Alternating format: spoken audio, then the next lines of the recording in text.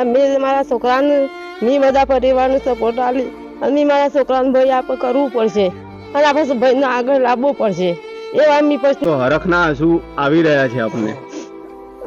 કેવી રીતે તમે એમને સપોર્ટ કર્યો છે? મેં એમને બહુ રીતે સપોર્ટ કર્યો છે. એ જ્યારે દિલ્હી ગયા તો અમારે ટાઈમે પછી કોરોના આવી ગયો. 2019-20 માં કોરોના આવી ગયો. કોરોના દરમિયાન એ મારા જોડે આવ્યો. એની પરિસ્થિતિ જોતા મેં એને એમ કીધું કે બેટા આપણે જો હયાત હશું તો પાછળ કરીશું, પણ અત્યારે કોરોનાની પરિસ્થિતિ મહામારીમાં આપણે દિલ્હી અત્યારે રવા દે હાલ, અને હાલ એકાદ વર્ષ ઘેર રહ. અને નમસ્કાર મિત્રો, આપ જોઈ રહ્યા છો મારો અવાજ ન્યૂઝ. મિત્રો, અત્યારે શિક્ષણ માટે સરકાર મુહિમો ચલાવી રહી છે. એવી જ રીતે વડનગર પાસે આવેલા સુલતાનપુર ગામનો એક બાળક અને સરસ્વતી વિદ્યા મંદિરની અંદરથી ભણીને આગળ વધેલો એક વિદ્યાર્થી, એ વિદ્યાર્થીએ જીપીએસસી ક્લિયર કરીને ઠાકોર સમાજની અંદર એક ઉમદા ઉદાહરણ પૂરું પાડ્યું છે. ઠાકોર સમાજનું નામ રોશન કર્યું છે.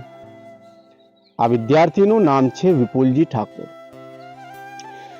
મહેસાણા જિલ્લાના વડનગર પાસે આવેલા સુલતાનપુર ગામની અંદર ઠાકોર સમાજની વસ્તી વધારે રહે છે, ચૌધરી સમાજની પણ રહે છે. આ લોકોનો મુખ્ય વ્યવસાય પશુપાલન અને ખેતી છે. કોઈ લોકો પ્રાઇવેટ નોકરી પણ કરતા હોય છે. પરંતુ આ સમાજની અંદર, આ ગામની અંદરથી એક હીરો બહાર નીકળ્યો છે. આ હીરો જીપીએસસી ક્લિયર કરીને અત્યારે જીપીએસસી અધિકારીની તૈયારી કરે છે. તો આપણે એને મળીશું, જાણીશું નાનપણથી લઈને અત્યાર સુધીની એની શું કહાની છે, કોને એને સાથ આપ્યો અને કોને એને સહકાર આપ્યો. તો આવો મળીએ વિપુલજી ઠાકોરને. સુલતાનપુર ગામ વડનગર પાસે આવેલું, જે ભૂમિ કહેવાય છે માવડીઓ માની ભૂમિ, જે ભૂમિ કહેવાય છે હર્ષિદ્ધ માની ભૂમિ. લોકોને આ પ્રત્યે ખૂબ જ આસ્થા છે. માની અંદર શ્રદ્ધા હોવાથી આ ગામના લોકો આ માવડીઓમાં અને હર્ષિદ્ધમાં રામાપીર દેવ આ ખૂબ જ શ્રદ્ધાળુ અને ભક્તિમય ગામ કહેવાય છે. તો આવો જોઈએ વિપુલજી ઠાકોરની સાથેની મુલાકાત.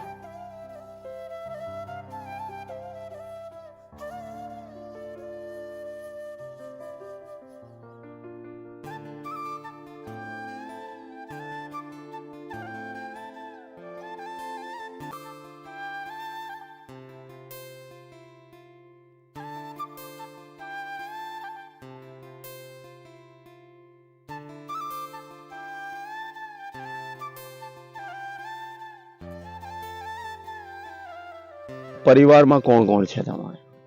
હા સર, તો મારે પરિવારની અંદર એક મારા મમ્મી પપ્પા છે ને મારો એક મોટો ભાઈ છે ને હું છું. એટલે મારા મોટા ભાઈના બી લગ્ન થઈ ગયા છે ને મારા પણ થઈ ગયેલા છે. એટલે પરિવારમાં ટોટલ 6 જણા છે. ટોટલ 6 જણા છીએ. તો પરિવારની અંદર જ્યારે તમે આ અભ્યાસ કરવા માટે નીકળ્યા, હા સર. તો પહેલું પ્રાથમિક શિક્ષણ તમે ક્યાં લીધું?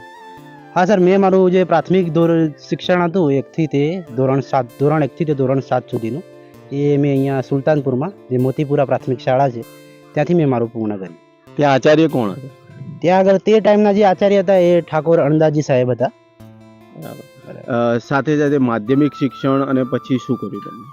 હા સર, મારું જે માધ્યમિક શિક્ષણ હતું ધોરણ 8 થી તે ધોરણ મેં 12 સુધીનું મેં સરસ્વતી વિદ્યા મંદિર વડનગર માધુભાઈ સાહેબ જે છે આપણા ત્યાં આગળ મેં પૂર્ણ કર્યું છે. શિક્ષકોનો સપોર્ટ ભણવાની અંદર તમને કેવો રહે? બહુ સરસ સર. ખરેખર અગર શિક્ષકનો સપોર્ટ ના હોત તો મેં આ મંજિલ સુધી સર પહોંચી જ નહીં શકતો હતો.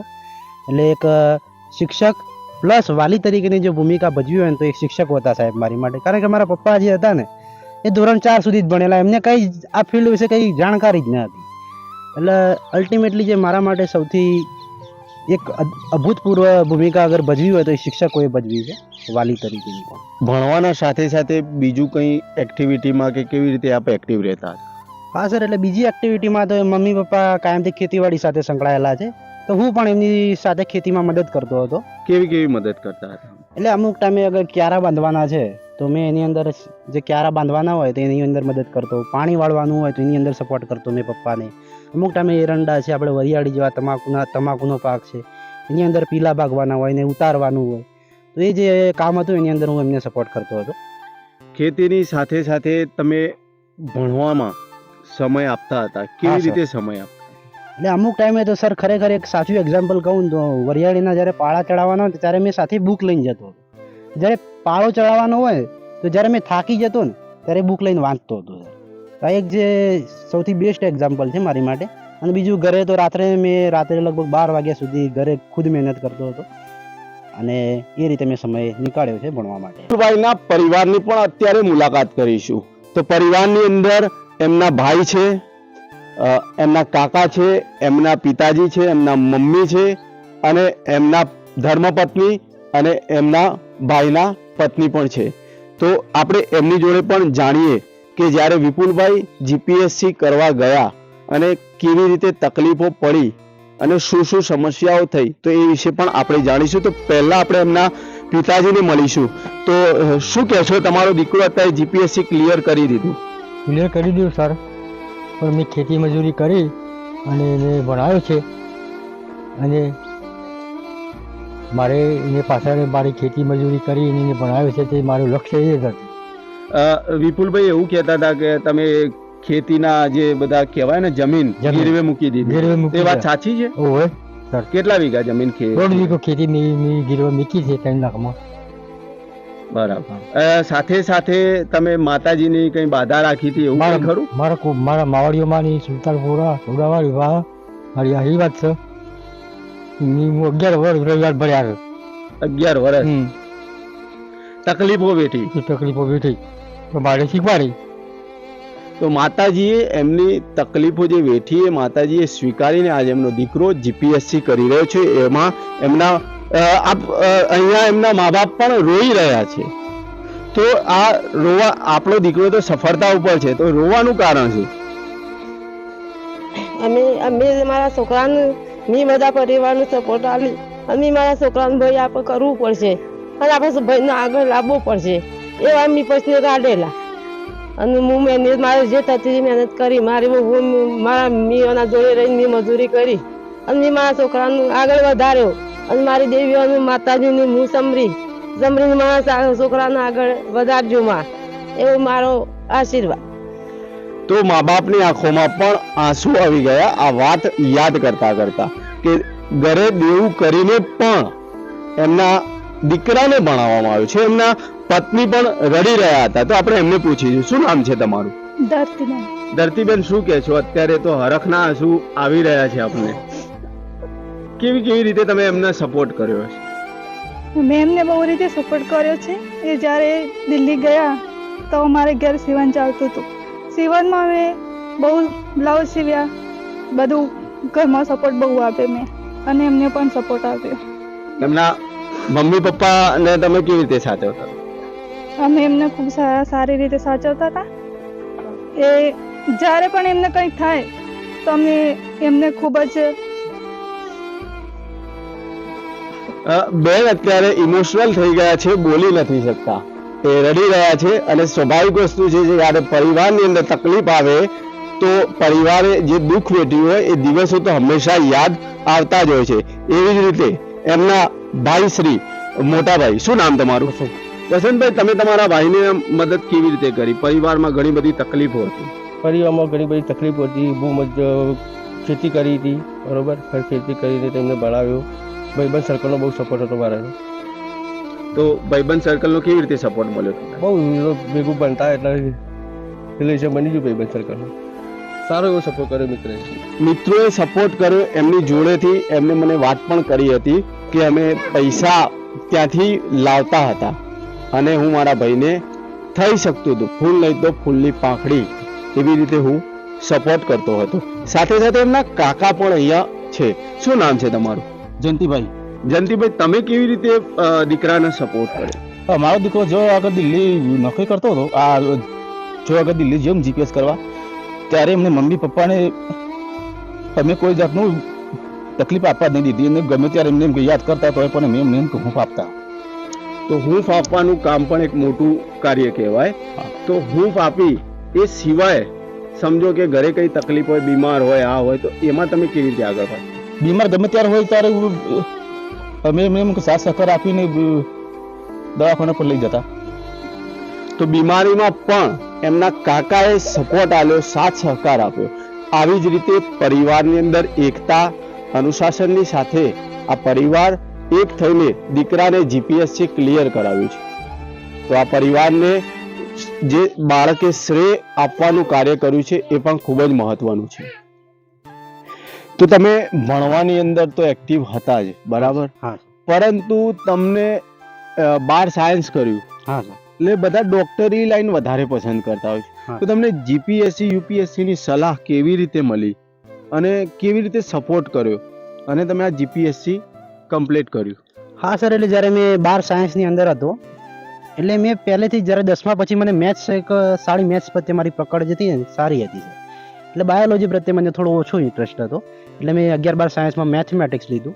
અને ત્યાર પછી જ્યારે એન્જિનિયરિંગ કરવાનું આવ્યું ને ત્યારે આપણા જે માધુભાઈ સાહેબ છે શ્રીમાન એવા, એમને મને સપોર્ટ કર્યો અને એમને સલાહ આપી કે જે ગુજરાતની અંદર જે ટોપ 10 કોલેજો હતી એની અંદરની એક કોલેજ હતી ધરમસિંહ દેસાઈ યુનિવર્સિટી, એ નડિયાદની અંદર આવેલી છે. અને ત્યાં જ્યારે મને એડમિશન મળ્યું હતું ત્યારે તે સરે જ ખુદ એમને મને મૂકવા આવેલા ત્યાં નડિયાદની અંદર કે ખરેખર આ એક યુનિવર્સિટી જે સારી છે ભણવા માટે. અને મેં ત્યાં જ સ્ટડી મારી પૂર્ણ કરી 4 વર્ષની. એટલે ડિગ્રી કરી? હા, ડિગ્રી મેં મારી પૂર્ણ કરી. ત્યારબાદ જ્યારે મેં પાછો ડિગ્રી કરીને જ્યારે સરને પાછો મળ્યો ત્યારે સર કે હવે આગળ શું કરશું? તો સરે મને યુપીએસસી કરવાની સલાહ આપી અને મને દિલ્હી મોકલ્યો. મેં લગભગ 7 થી 8 મહિના સુધી દિલ્હી રહ્યો અને મારું જે આગળનું જે સ્ટડી હતી એ બધું કોચિંગ મેં દિલ્હીથી કર્યું છે અને એ સરનો જ સપોર્ટ હતો ફૂલ. ત્યારબાદ દિલ્હીથી મેં પાછો ઘરે આવ્યો, કોરોનાનો સમયગાળો આવી ગયો વચ્ચે, એટલે તો પછી મેં યુપીએસસીમાંથી મારો જે ગોલ હતો એ થોડો ચેન્જ કરીને જીપીએસસી પ્રત્યે મારો વધારે લગાવ થઈ ગયો પછી, અને મેં જીપીએસસીની પ્રિપેરેશનમાં વધારે મારું ફોકસ કર્યું અને આ રીતે સર મેં જીપીએસસી પ્રત્યે વધારે લગાવ રહ્યો મારો. હવે તમે ગુજરાતના એક નાના એવા ગામ સુલતાનપુરથી આવો છો. હા પરિવાર ખેતી કરીને ચલાવો છો. હા તો તમને આર્થિક રીતે પણ તકલીફો પડી હશે? બહુ સર. પડી કે નહીં? હા બહુ સર. તો એ આર્થિક રીતે તમને કોઈએ સહાય કરી, કોઈએ મદદ કરી કે કેવી રીતે તમે એ ગોલ પૂરો કરો? કેમ કે દિલ્હીમાં રહેવું હા. અને મોંઘવારીમાં રહેવું, ત્યાં કોસ્ટલી બી હોય છે, થોડું મોંઘું હોય છે, બરાબર, અને પરિવાર વગર રહેવું, તો એ કેવી રીતે તમે મેનેજ કરતા હતા અને આર્થિક સહાય કેવી રીતે કરતા? હા સર, તો પહેલી આર્થિક સહાયમાં તો પહેલો મારો શ્રેય છે મમ્મી પપ્પાને જ જાય છે કે એમને તમામ ખેતીની અંદર જે બી આવક થતી એ બધી મારા પર જ એમને ન્યોછાવર કરી દીધી છે. બીજું મારો ભાઈ જે હતો એ ભાઈએ પણ મને ફૂલ સારો એવો સપોર્ટ કર્યો છે. ત્યારબાદ જે આર્થિક સહાયની અંદર બીજી એક વાત કરું તો સર આપણા સરસ્વતી વિદ્યામંદિરના જે શ્રીમાન માધુભાઈ સાહેબ છે તેમને પણ મને સારી એવી એટલે કે ફૂલ સપોર્ટ હતો એમનો સર. પૈસે ટકે મારે જોવું જ ના પડે એ ટાઈપનો એમનો સપોર્ટ હતો. ત્યારબાદ બીજું પપ્પા જ્યારે અમુક ટાઈમે સર પહોંચી નહીં વળાતું હતું આર્થિક સહાયમાં, તો પપ્પાએ ખુદ એક જ મારું જે ખેતર છે ગીરવે મૂકેલું છે અત્યારે 2.5 લાખની અંદર. ત્યારબાદ મારી જે જમીન છે, જમીન ઉપર કોપ લોન પણ મેં લીધેલી છે અને આ રીતે ટૂંકમાં આર્થિક સહાય મારી પૂર્ણ થઈ છે અને હું આગળની પ્રિપેરેશન કરી શક્યો. મા બાપે બી આપને મદદ કરી, માધુભાઈએ બી એક ટ્રસ્ટી, એક શિક્ષકની સંસ્થા ચલાવતા હોવાથી તમને એક હીરો પારખી લીધો. હા સર. બરાબર. હા સર. અને મદદ કરી. એ સિવાય બીજી કોઈએ મદદ કરી તમને? હા સર, એ સિવાય પણ બીજું મદદ કરી છે મને. આપણા જે મોતીપુરા જે પ્રાથમિક શાળા હતી તેના આચાર્ય જે શ્રીમાન અણદાજી સાહેબ હતા તેમને પણ મને એક સપોર્ટ તરીકે પૈસા આપેલા દિલ્હી જવા માટે. જ્યારે મેં એમને પણ કીધું કે મારે દિલ્હી જવું છે તો એમને પણ સપોર્ટ કર્યો હતો મને. આ સિવાય કોઈએ તમને પર્સનલી કોઈએ મુલાકાત કરી હોય, તમે ભણો છો એવું જાણીને, સમાજમાંથી કોઈ આવીને સેવા કરવા માટે આવ્યું હતું? સમાજમાંથી તો સર કોઈએ નથી કરી, પણ જે મારા સગાવાલા જે છે, સગાવાલામાંથી અમુક લોકોએ મને સારી મદદ કરી છે. જેમ કે મારા ફઈ છે, મારા મામા લોકો ને સપોર્ટ કર્યો હતો મને. તમે કહ્યું મેરેજ કરેલા છે, પત્ની પણ છે, તો પત્નીનો અંદર રોલ શું છે? મતલબ કે પત્નીએ તમને કેવી રીતે મદદ કરી? હા સર, એટલે મારા જે પત્ની હતા તેમને હંમેશાથી સીવણ પ્રત્યે વધારે રુચિ હતી. તો મેં એમને સલાહ આપી કે તમે સીવણ અગર તમને વધારે પસંદ હોય તો તમે કરી શકો છો. અને તે સીવણ કરીને જે પૈસા કમાતા હતા તે મને મદદ કરતા હતા. સાથે સાથે મારો જે પરિવાર હતો એમની જે સંભાળ રાખવાની જે એક્ટિવિટી હતી એમાં પણ એમનો એક સારો એવો રોલ હતો. અને આ એક મહત્વની ભૂમિકા એમના દ્વારા જે ભજવવામાં આવી છે તો હું એમના પ્રત્યે એક ઋણી છું. આ સાથે તમે ગયા હતા દિલ્હી હા. જીપીએસસી માટે, હા સર. તો ઘરે પત્નીનું તરફથી કેવું આ તમને મળતો હતો? હંમેશા પત્નીએ તો સર મને મોટિવેટેડ કર્યો છે કે તમે તમારું જે ભણવાનું છે એના પ્રત્યે વધારે તમે તમારું ફોકસ રાખો.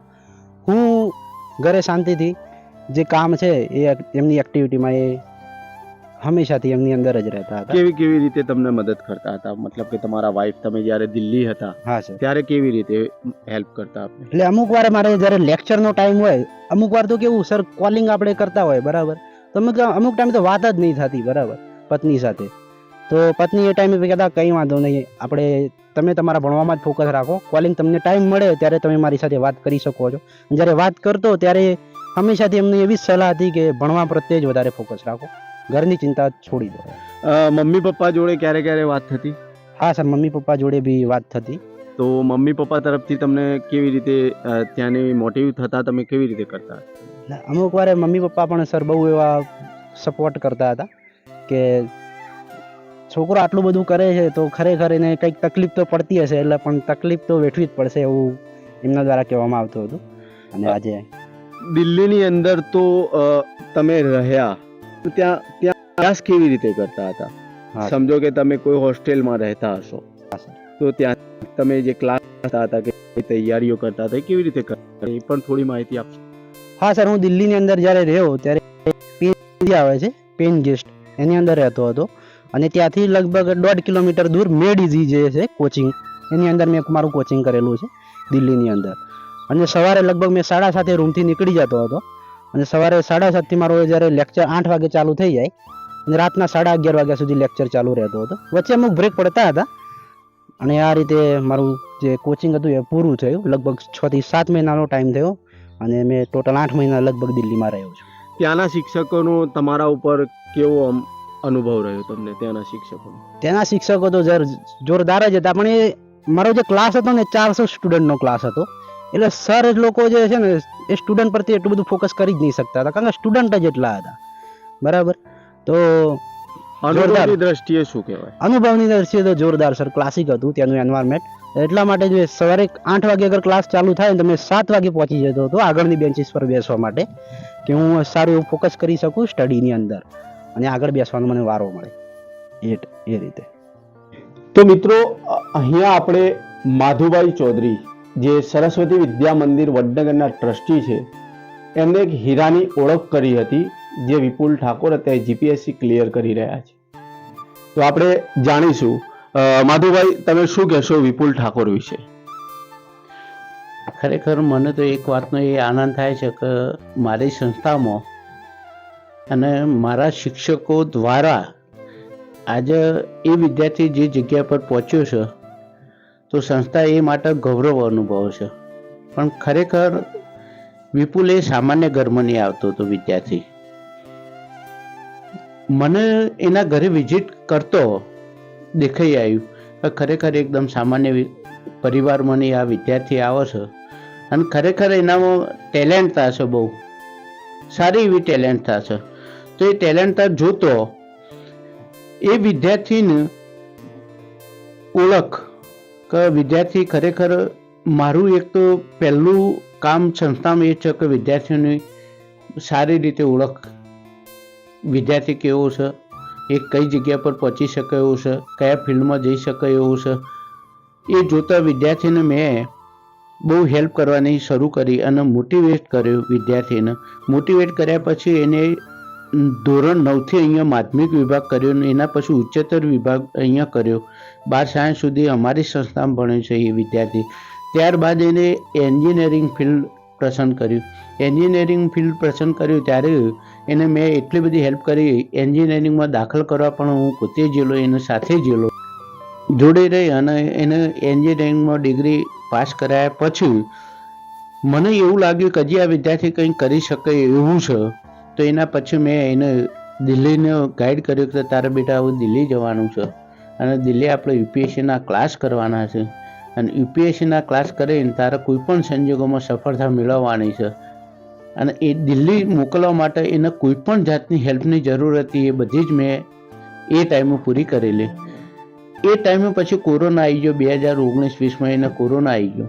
કોરોના દરમિયાન એ મારા જોડે આવ્યો. એની પરિસ્થિતિ જોતા મેં એને એમ કીધું કે બેટા આપણે જો હયાત હશું તો પાછળ કરીશું, પણ અત્યારે કોરોનાની પરિસ્થિતિ મહામારીમાં આપણે દિલ્હી અત્યારે રવા દે હાલ, અને હાલ એકાદ વર્ષ ઘેર રહ, અને એના પછી આપણે ગાંધીનગર ક્લાસ કરીશું જીપીએસસીના.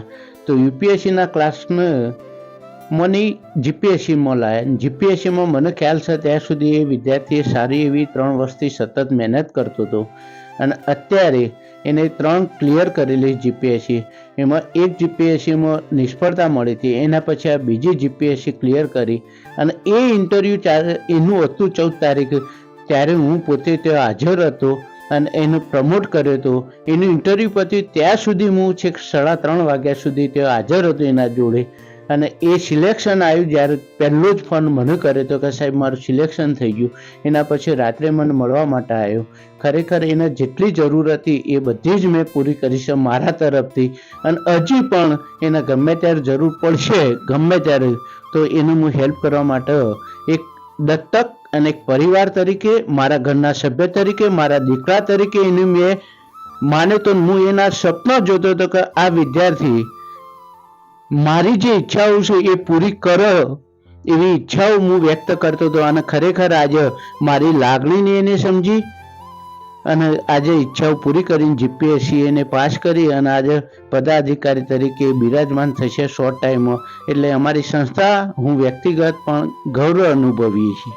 પરિવારની તકલીફો પણ ખરી, બધું જ એક દુનિયાનો દસ્તુર કહેવાય. હા સર. તો એની સાથે સાથે હવે તમે જીપીએસસી ક્લિયર કરી. હા સર.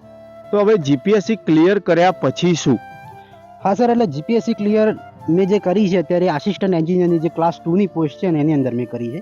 પણ હજુ આગળનો જે ગોલ છે મારો, આપણો જે Narmada water resource, water supply અને કલ્ચર ડિપાર્ટમેન્ટ છે એની અંદર ડેપ્યુટી એક્ઝિક્યુટિવ એન્જિનિયર અથવા તો જે એક્ઝિક્યુટિવ એન્જિનિયર જે ક્લાસ 1ની પોસ્ટ આવે છે એના પ્રત્યે રહેલો છે. તો હું હજી મારી આગળ પ્રિપેરેશન ચાલુ રાખીશ એવી મારા મનની ઈચ્છા છે સર.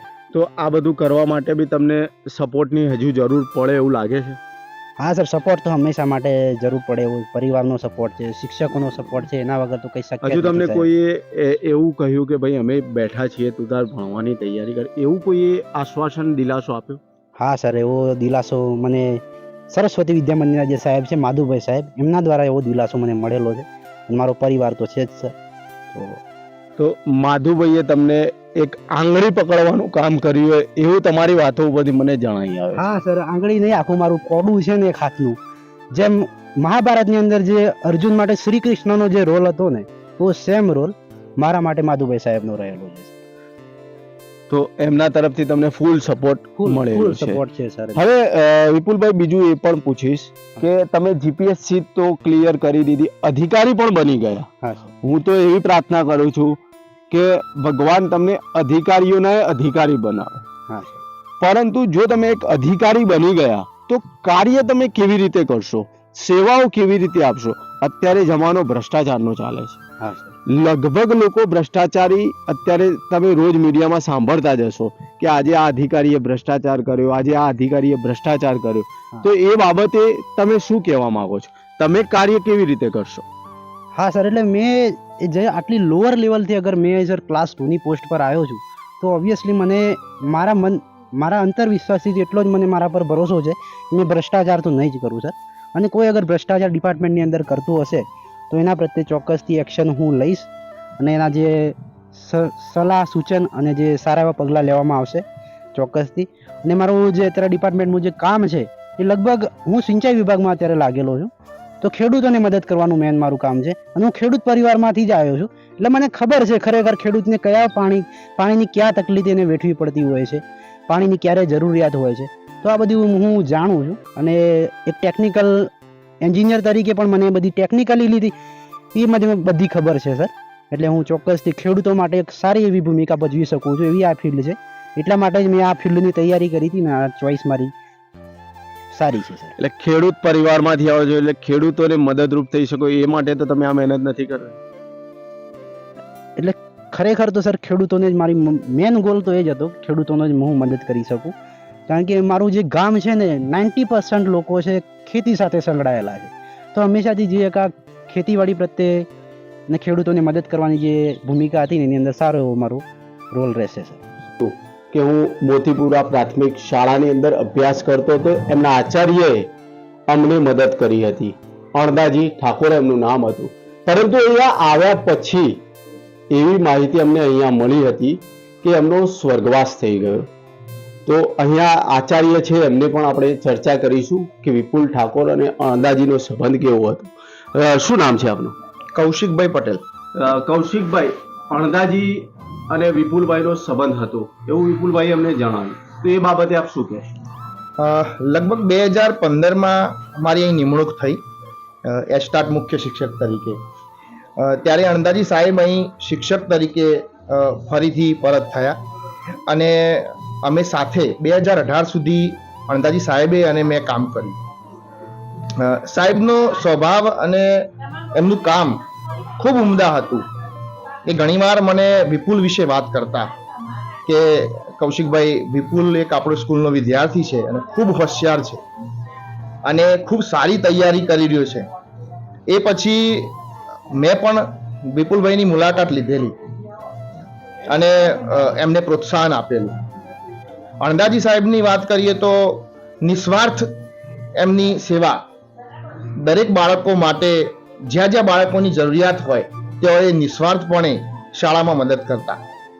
ઇવન નિવૃત્ત થયા પછી પણ શાળામાં એમનું સારું યોગદાન રહ્યું. પણ કમનસીબે નિવૃત્ત થયા પછી 1 વર્ષના ટૂંકા ગાળામાં સાહેબનું સ્વર્ગવાસ થયું. વાત કરીએ તો એ આ સ્કૂલનો એક સમય વિદ્યાર્થી હતો અને આજે આ વિપુલ ઠાકોર જે નામ છે આજે એક ઉદાહરણ તરીકે બહાર આપણે બધા જોઈ રહ્યા છીએ. એના એક કિસ્સાની વાત કરું તો જ્યારે હું એને 10મામાં ગણિત વિષય ભણાવતો ત્યારે એને ગણિતમાં રુચિ વધારે હતી અને એના માર્ક્સની ડિટેલની ચર્ચા કરીએ તો માર્ક્સ એના ગણિતમાં પ્લસ આવતા હતા.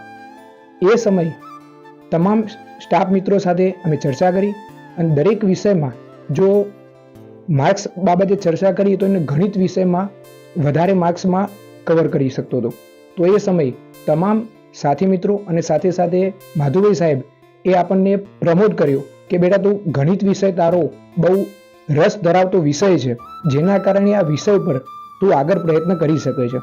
અને આ માત્ર એક ઉદાહરણ હતું, એને ડાયવર્ટ રસ્તો આપવાનું એક વિચાર હતો અને વિચારના કારણે એને 11-12 સાયન્સમાં મેથ્સ સબ્જેક્ટ મેન રાખ્યો અને ત્યાં પહેલી સફળતા મળી કે આ બાળક કંઈક કરવા માંગી રહ્યું છે. અને ત્યાર પછી એને એન્જિનિયરિંગ જોઈન કરી અને એન્જિનિયરિંગ પૂરી થયા બાદ એને યુપીએસસી અને જીપીએસસી અત્યારે ક્લિયર કરી અને વિદ્યાર્થી આજે જીપીએસસી ક્લિયર કરી શક્યો છે. તો દરેક ખાસ તો આ વિદ્યાર્થીઓ માટે હું એક સંદેશો પૂરો પાડવા માંગુ છું કે આપણે એક જ કામ કરવું જોઈએ, આપણો પહેલા ધ્યેય નક્કી હોવું જોઈએ અને બીજું કે તમે કયા વિષયમાં સારા પારંગત છો અને એ વિષય પાછળ તમે મહેનત કરો, સફળતા તમને જરૂર મળશે. Thank you. વિપુલભાઈ, ક્યારે એવું બી બનતું હોય છે કે આપણે કોઈ પરીક્ષા આલવા ગયા હોય તો આપણે પહેલા તો ભગવાનને યાદ કરતા હોય, હે માં, માતાજી, ભગવાન. હા સર. તો એ બાબતે તમે ધાર્મિકતામાં કેટલી રુચિ રાખો છો? સર, ધાર્મિકતાની અંદર તો હું સારી એવી રુચિ રાખું છું, કારણ કે મેં જ્યારે મારી કોઈ પણ એક્ઝામ હોય ને તો હંમેશા એક્ઝામમાં તો સર આપણે પ્રિપેરેશન કરેલી જ હોય, પણ જ્યારે એક્ઝામમાં પેપર લખવા જતા હોય તો આપણી પાસે એક ભગવાનને એ યાદ કરવા માટેનો જે સમય છે ને એ હું ફાળવતો હતો. કારણ કે ભગવાન અગર સપોર્ટ નહીં કરે તો આપણે, મને નહીં લાગતું સર ક્યાંય આપણે પાછા પડી જ જઈએ સર. ભગવાન સપોર્ટ કરશે ને તો જ આપણે આગળ વધી શકીએ છીએ. એટલા માટે મારા ગામની અંદર જે માવડીઓ માતાજી છે, શ્રી હરસિદ્ધ માતાનું જે કુળદેવી અમારા છે એમનું મંદિર આવેલું છે, અમારું થળું છે, એ બધા દેવી દેવતાઓને હું યાદ કરતો હતો. અને જ્યારે મારો ઇન્ટરવ્યૂનો જે સમય હતો સર, જ્યારે ચાલુ થતું હતું ઇન્ટરવ્યૂ, એની જસ્ટ પહેલાં મેં જેમાં ફૂલ સર આપણને ડિમોટિવ થઈ શકતા હોય ને એવી એ જે સમયગાળો હોય છે એની અંદર હું આ જ કામ કરતો હતો. ભગવાન અને જે માતાજી હતા ને એમના જ હું નામ લેતો હતો અને પછી હું ઇન્ટરવ્યૂ આપવા ગયો હતો. મને સારો એવો અંદરથી એનર્જી મળતી હતી સર. આમ કેવા સવાલો જીપીએસસી ની અંદર આવતા હતા તમારે? એટલે સર મેં તો ટેકનિકલની અંદર સર પાસ કર્યું છે એટલે સિવિલ એન્જિનિયર તરીકે. તો સિવિલ એન્જિનિયરિંગના જે સારા એવા સવાલો આવ્યા હતા. જે સરદાર સરોવર ડેમ છે, ડેમ પર કેટલા ગેટ આવેલા છે, એ ગેટ છે એની અંદર જે સ્પીલવે પ્રોવાઈડ કરેલા છે કયા ટાઈપના છે, નીચે એનર્જી ડેસિપેટર છે, આવા સવાલો હતા સર. બાકી સોઇલ મિકેનિક્સ, જે માટી છે ને એનો એક સબ્જેક્ટ આવે છે આખું સોઇલ મિકેનિક્સ, એના વિશે સવાલ હતા સર. તો મિત્રો, આ હતા વિપુલભાઈ, જે સુલતાનપુર ગામના હતા. એમને પોતાની વ્યથા અને જીપીએસસીની તૈયારીઓ કેવી રીતે થઈ, કેવી પરિવારને તકલીફો પડી, એ બધી જ વિગત આપણને અહીંયા જણાવી. પરંતુ ક્યાંય ને ક્યાંય મને એક એવી બાબત પર જાણવા મળી કે જ્યારે એક હીરાની પરખ માધુભાઈ ચૌધરી અણદાજી આચાર્ય કરી શકતા હોય તો આપણે કેમ નહીં? આ હીરાની પરખ કરીને માધુભાઈ ચૌધરીએ એક હીરો ઝળહળતો કરી દીધો, ચમકતો કરી દીધો, અને હજુ પણ એમને આર્થિક રીતે દરેક રીતે સહાય કરવા એ તૈયાર છે, એવું પણ વિપુલભાઈએ આપણને જણાવ્યું. તો હું એટલું જ માનું છું, દરેક સમાજના લોકોને કહેવા પણ માંગુ છું કે જો આવા હીરા તમારા ગામ, તમારા મહેલા, તમારા સમાજની અંદર જો હોય તો હીરાની પરખ કરજો અને તમારાથી બની શકતી હોય એટલી મદદ કરજો. અને એ મદદ તમારી ઉગી નીકળશે ત્યારે તમારું હૈયું દિલથી જ કહેશે કે મેં આ સારું કાર્ય કર્યું. તો આવા જ વિડીયો અને આવા જ સમાચાર જોવા માટે જોતા રહો મારો અવાજ ન્યૂઝ. નમસ્કાર.